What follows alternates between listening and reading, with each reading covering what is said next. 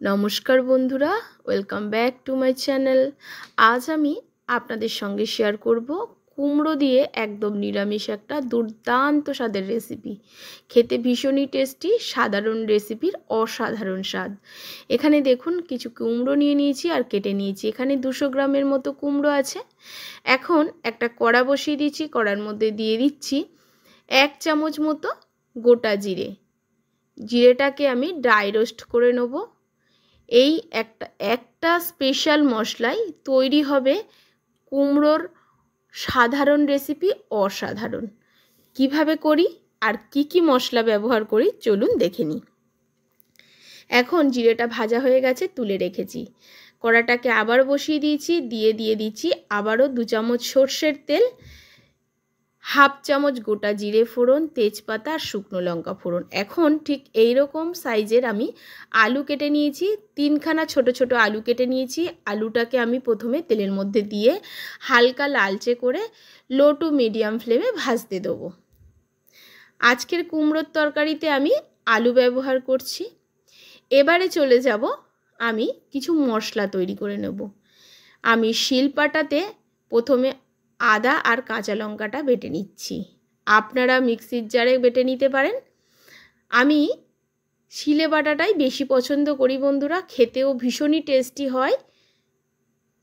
শিলে বাটা মশলাই কিন্তু তরকারির টেস্ট বাড়ে, সেজন্যে আমি শিলে বাটাটাই আপনাদেরকে বেটে দেখাই। এবারে দেখুন আদা আর কাঁচা লঙ্কাটাকে বেটে নিচ্ছি। বাটা হয়ে গেছে, তুলে নেব। এবারে এর মধ্যে শিলের মধ্যে দিয়ে দেবো ভেজে রাখা গোটা জিরাটা। গোটা জিরাটাকে দিয়ে দিয়েছি। অল্প জল দিয়ে এটাকে একদম মিহিভাবে বেটে নেব। প্লিজ বন্ধুরা, প্রথম থেকে শেষ পর্যন্ত ভিডিওটি না দেখলে আপনারা বুঝতে পারবেন না আপনি কী পদ্ধতিতে আজকের এই রেসিপিটি তৈরি করেছি। এই রেসিপিটি আপনারা অষ্টমীর দিন বা ষষ্ঠীর দিনে খাদ্য তালিকায় রাখতে পারেন। খেতে ভীষণই টেস্টি হয় আর কুমড়ো কিন্তু শরীরের পক্ষে ভীষণই উপকারী।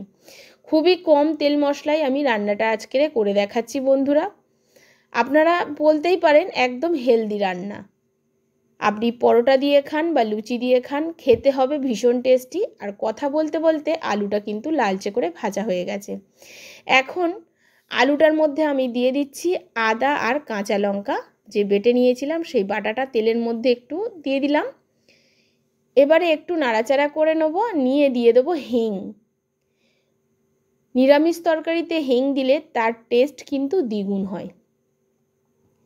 এবারে বন্ধুরা খুব ভালো করে এটাকে তেলের মধ্যে একটু নাড়াচাড়া করে হিংটাকে আর আদা কাঁচা লঙ্কাটাকে নেড়ে নিলাম। নেওয়ার পরে খুব ভালো করে আলুর সঙ্গে আমি মিশিয়ে নিচ্ছি। এরপরে এর মধ্যে আমি দিয়ে দেবো কুমড়ো।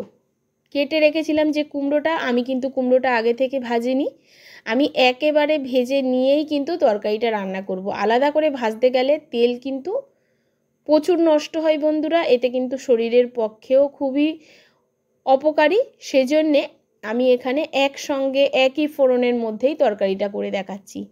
এবারে দিয়ে দিচ্ছি হলুদ আর কাশ্মীরি লঙ্কার গুঁড়ো। এখানে আপনারা ঝাল লঙ্কার গুঁড়োও ব্যবহার করতে পারেন, যেহেতু আমি 4-5টা কাঁচা লঙ্কা বাটা দিয়েছি। আর নিরামিষ তরকারি খুব বেশি ঝাল হলে কিন্তু একদমই ভালো লাগে না, সেই জন্যে আমি এখানে কাশ্মীরি লঙ্কার গুঁড়োটা ব্যবহার করলাম। আপনারা আপনাদের পরিমাণ অনুযায়ী ঝালটা খাবেন বা ব্যবহার করবেন তরকারিতে। এবার খুব ভালো করে এটাকে একটু কষিয়ে নিতে হবে মিডিয়াম ফ্লেমে। দেখুন কথা বলতে বলতে খুব ভালো করে তরকারিটা কষিয়েও নিচ্ছি। আর এবারে দিয়ে দিচ্ছি একটা ছোট সাইজের টমেটো কুচি। টমেটোটাকে দিয়ে খুব ভালো করে কুমড়ো আলুর সঙ্গে আবারও মিশিয়ে নিয়ে এটাকে কষিয়ে নিচ্ছি। এখানে আলাদা করে কোনো গুঁড়ো মশলার ব্যবহার হবে না বন্ধুরা। দেখুন অবশ্যই কিন্তু এই পুজোর কদিনে আপনারা এইভাবে একদিন অন্তত এই তরকারিটা বানিয়ে খেয়ে দেখবেন। ভাত, রুটি, পরোটা সব কিছুর সঙ্গে দারুণ টেস্টি লাগে। দিয়ে দিচ্ছি পরিমাণ মতো লবণ। লবণটা কিন্তু সবার আগে ব্যবহার করবেন না। আমি দেখুন লবণটা কিন্তু তরকারি হওয়ার ঠিক ধরুন আরও 10 মিনিট মতো রান্নাটা হবে তার আগে ব্যবহার করলাম। এবারে নাড়াচাড়া করে এর মধ্যে আমি দিয়ে দেবো জল। জলটা দেবো যাতে আলু আর কুমড়োটা সুসিদ্ধ হয়। আর একদম একটা গামাখা তরকারি তৈরি করব বন্ধুরা, কোনো রকম ঝোল হবে না। গামাখা তরকারি কিন্তু লুচি পরোটা সঙ্গে খেতে ভীষণই টেস্টি লাগে। অল্প করে আমি এখানে গরম জল ব্যবহার করেছি, অবশ্যই এখানে গরম জল ব্যবহার করতে হবে। এবারে এটাকে ঢাকা চাপা দিয়ে 5 মিনিট মতো মিডিয়াম ফ্লেমে রান্না করে নেব। অবশ্যই এটাকে ঢাকা চাপা দিতে হবে। আর দেখুন কষাতে কষাতে কিন্তু আলু 50% মতো সিদ্ধ হয়ে গেছে।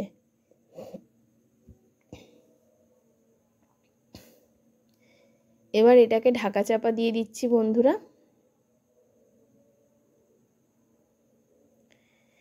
5 মিনিট পরে আমি ঢাকাটাকে খুলে নিচ্ছি আর আপনাদেরকে তরকারিটা দেখাচ্ছি।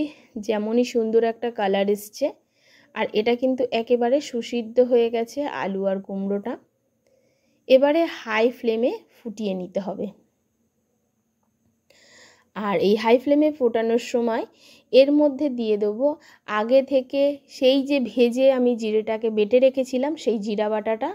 এটা কিন্তু সবার লাস্ট ব্যবহার করবেন বন্ধুরা, এতেই কিন্তু দুর্দান্ত একটা গন্ধ আসে আর স্বাদও বাড়ে তরকারির এইভাবে রান্নাটা করলে। এবারে দেখুন খুব ভালো করে জিরাটাকে আমি মিশিয়ে নিচ্ছি। এবারে দিয়ে দেব এর মধ্যে সামান্য একটু চিনি।